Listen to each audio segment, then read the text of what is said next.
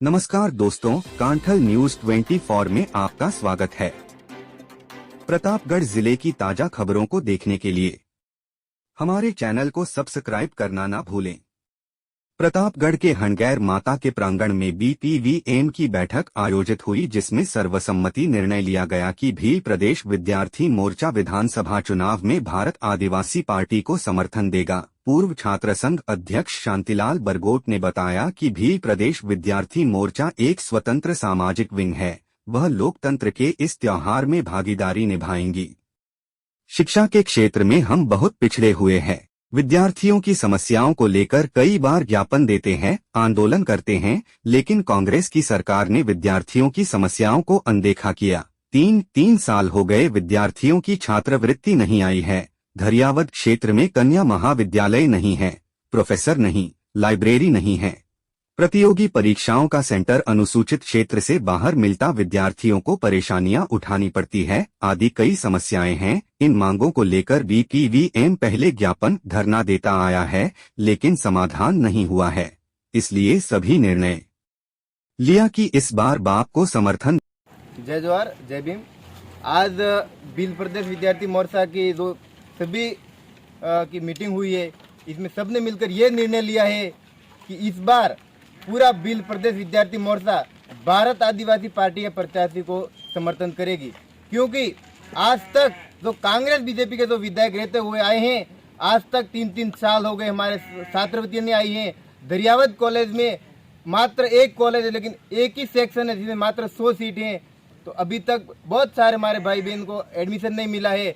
और हमारे girls college होना चाहिए हमारे दरियावद कॉलेज में, वो भी नहीं हुआ है। बहुत सारे जैसे कि हमारे शेड्यूल एरिया में जो परीक्षा सेंटर आते हैं वो बाहर आते हैं। तो हमारी ये मांग है कि इस बार हम भारत आदिवासी पार्टी के प्रत्याशी को समर्थन करेंगे, हमारी सभी समस्याओं का समाधान। प्रतापगढ़ की कृषि उपज मंडी में आज जिंसों की जोरदार आवक होने से मंडी के मुख्य द्वार पर वाहनों का जाम लग गया। अंबेडकर सर्किल से बस स्टैंड तक वाहनों की लंबी कतारें नजर आ रही है। नीलामी चबूतरों पर स्थान की कमी के कारण किसानों को अपनी उपज सड़क पर खाली करनी पड़ रही है। कृषि उपज मंडी सचिव मदनलाल गुर्जर ने बताया कि मंडी में इन दिनों मक्का, सोयाबीन और गेहूं के साथ अन्य जिंसों की आवक हो रही है। सर्वाधिक मक्का और सोयाबीन की आवक हो रही है। आज 3000 बोरी मक्का और 4000 बोरी सोयाबीन की आवक हुई। सुबह से ही आसपास के ग्रामीण इलाकों से बड़ी संख्या में किसान अपनी उपज को लेकर कृषि मंडी में पहुंचने लगे। कृषि उपज मंडी में जिंसों की ज्यादा आवक होने से मंडी में स्थान की कमी नजर आई, जिसके कारण किसानों को अपनी फसल को नीलम करवाने के लिए लंबा इंतजार करना पड़ा। मंडी के मुख्य द्वार से अंबेडकर सर्किल और बस स्टैंड तक वाहनों की लंबी कतारें लग गई। मंडी प्रशासन की ओर से जिंसों की जल्द नीलामी के इंतजाम करवाए गए। गुर्जर ने बताया कि किसानों और व्यापारियों को किसी तरह की परेशानी नहीं हो, इसके लिए पूरे इंतजाम किए गए हैं। साथ ही किसानों को भी निर्देशित किया गया है कि मंडी परिसर में अपने वाहनों को व्यवस्थित तरीके से खड़े करवाएं और नीलामी होने के पश्चात अपने वाहन को बाहर निकालें।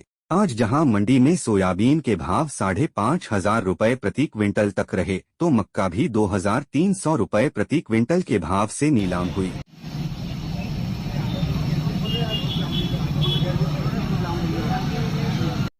प्रतापगढ़ जिले में अफीम खेती के लिए 271 गांवों के 9267 किसानों को लाइसेंस प्रदान किए गए हैं।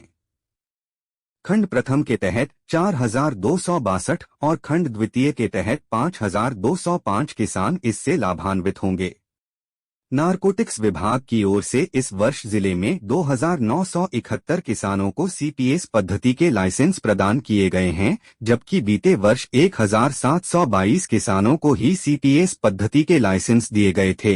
विभाग की ओर से जिले में अफीम खेती के लिए लाइसेंस देने की प्रक्रिया पूर्ण हो चुकी है।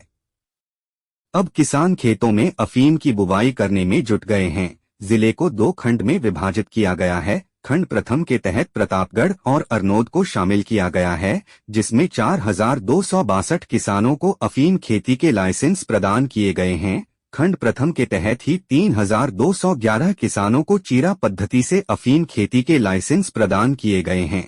वहीं खंड द्वितीय के तहत छोटी सादड़ी में 5205 किसानों को यह लाइसेंस प्रदान किए गए हैं।